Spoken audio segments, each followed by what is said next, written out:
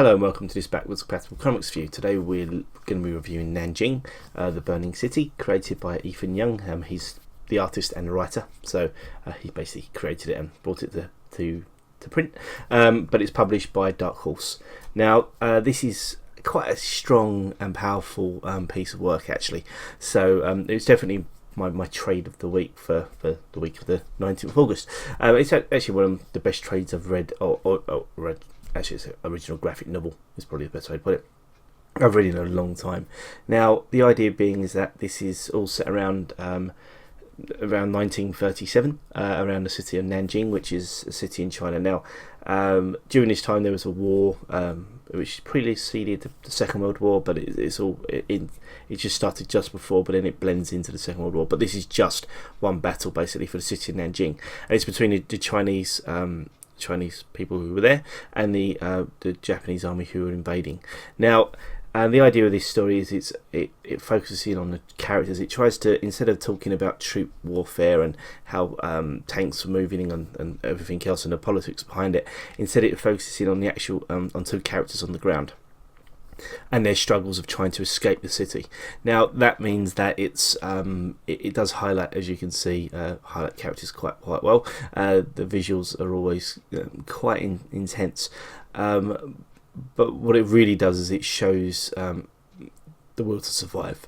Now, these characters on both sides, there's good and there's bad in everybody, and I love that about it, because it's not Ethan Young is by no means trying to portray any one character as the most evil, but there's evil parts in everybody, I suppose. Some characters you will see that way, but there are other characters who are basically, you could consider them like the heroes, and not, or the main focus of the story. Not really heroes. They're your focus, but they do some things in this story which are not quite what you would.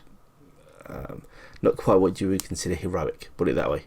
You want to see someone in an action movie doing some of the things they do, but still, it's one of those things where it shows that there's a personal side, a human side to every story, and that's something that I really think that he's brought out really well in this story.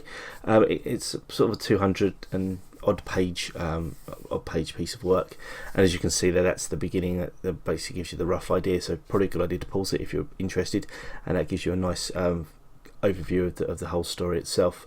So what it really does is it gives you the insight into the ground, and I think that's, again, it works perfectly. Now, obviously the whole comic is black and white, and at the beginning it starts off with no dialogue, but don't worry, there is dialogue in the story as well, and I really think that it brings up quite a few interesting points, especially towards the end.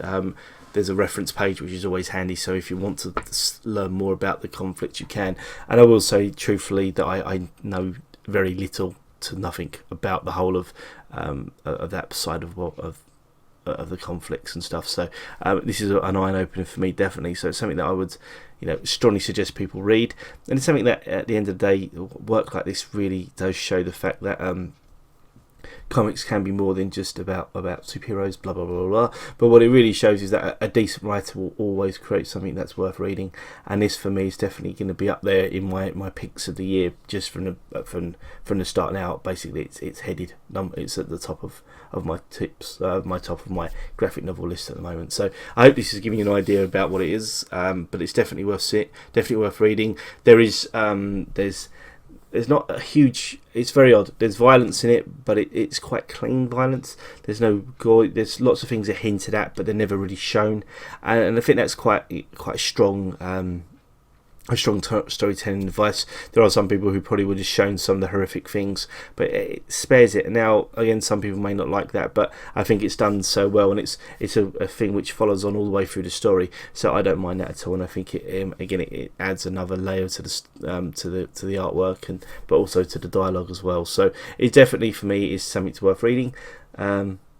Great, thank you. Thank you very much for listening and watching, and I hope you go pick this up.